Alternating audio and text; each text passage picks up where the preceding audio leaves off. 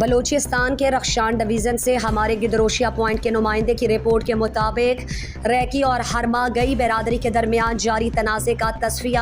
دونوں برادری بغل گیر ہو کر شیر و شکر ہو گئے۔ تفصیلات کے مطابق ریکی اور ہرما گئی برادری کے درمیان تنازع پیدا ہوا تھا، جس میں ایک شخص زخمی ہو گیا تھا۔ تنازع کا تصفیہ ریکی کے سربراہ خادم واشق حاجی میر زابد علی ریکی فرزند بابائے چاغی میر حاجی عنایت اللہ نوتزئی کی سربراہی میں بامقام نوتزئی ہاؤس دال بندین میں ہوا، اور دونوں نے رنجشیں بھلا کر بغل گیر اور آپس میں شیر و شکر ہو گئے۔ تصفیے میں ملک عبدالقدوس گنگوزئی، حاجی عبدالقدوس ریکی، حاجی عبدالواحد نوتزئی، ممتاز قبائلی رہنما حاجی باہوٹ خان مولازئی، محمد علی میر کاشا مولازئی، شکر خان محمد حسنی، شاجی فضل محمد اور دیگر بھی موجود تھے۔ سردار عبدالرشید ریکی، حاجی میر زابد علی ریکی، میر عنایت اللہ نوتزئی نے کہا کہ دونوں نے سنجیدگی کا مظاہرہ کرتے ہوئے بلوچی رسم و رواج کی پاسداری کی، جو قابل تعریف ہے۔